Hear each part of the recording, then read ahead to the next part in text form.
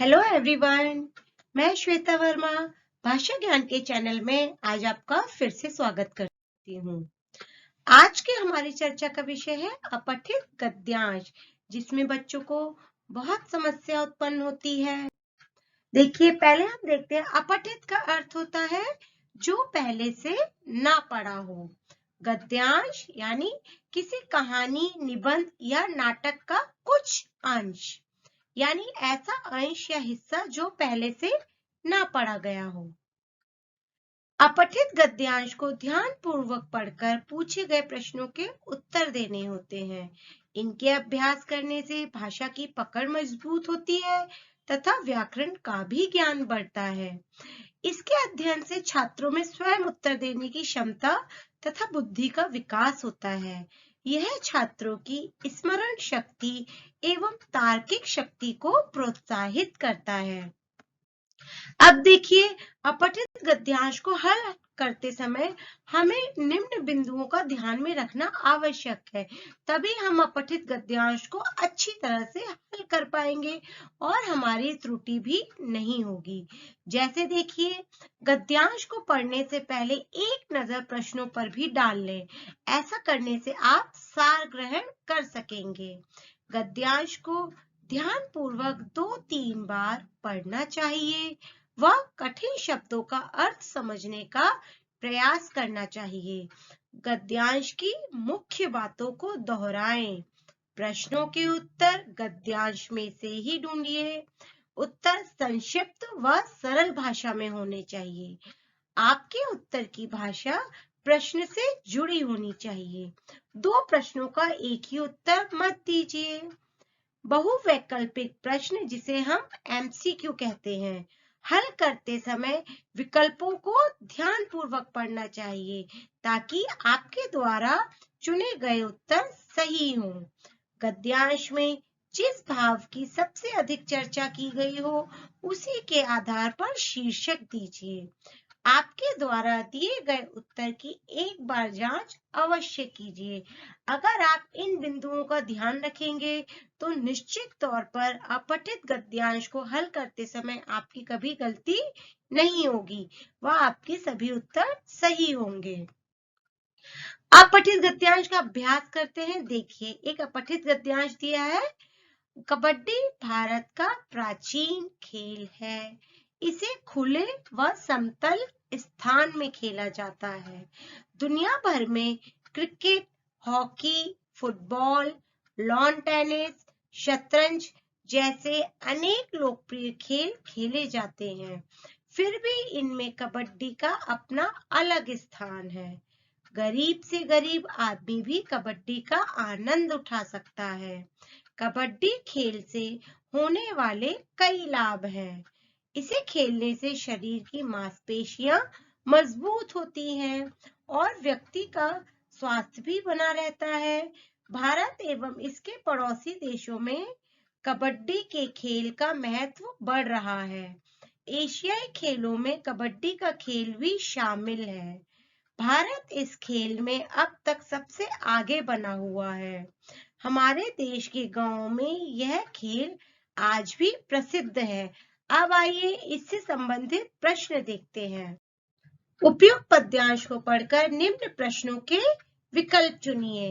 अब हमें इन प्रश्नों को पढ़कर इनके सही उत्तर चुनने हैं। कबड्डी का खेल कैसे स्थान पर खेला जाता है? समतल, पहाड़ी, मैदानी, ऊंचाई।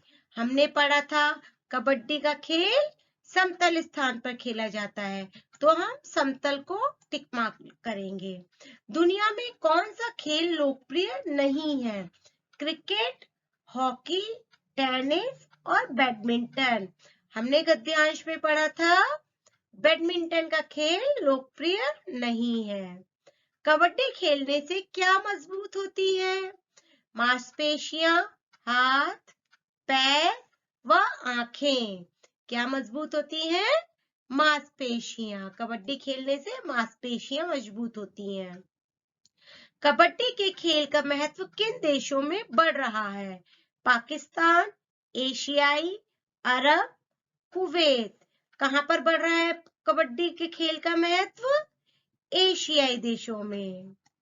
कबड्डी के खेल में सबसे आगे कौन सा देश है? बताइए, कबड्डी के खेल में सबसे आगे कौन सा देश है? कबड्डी के खेल में सबसे आगे भारत है। भारत। सही विलोम शब्द चुनिए। अमीर का धनवान होगा या गरीब? ध्यान रखिए, हमें यहाँ पर विलोम चुनना है। तो गरीब। आगे, पीछे या सामने? तो इसका विलोम है पीछे। अब आगे और देखते हैं। एक अपठित गद्यांश और दिया हुआ है, इसका अभ्यास कीजिए। मोर एक सुंदर पक्षी है। यह बाग और जंगल में पाया जाता है। मोर का शरीर लंबा होता है। उसकी गर्दन नीले रंग की है। उसके सिर पर कलगी होती है। उसके पंख लंबे और रंग बिरंगे होते हैं। मोर स्वभाव से साहसी और आनंद प्रिय होता है। वर्षा उसकी प्रिय ऋतु है। काले काले बादलों को देखकर मोर खुशी से झूम उठता है। इसी खुशी में वह पंख फैलाकर नाचने लगता है। मोर अनाज के दाने, नरम फल या कोई कीड़े मकोड़े खाता है।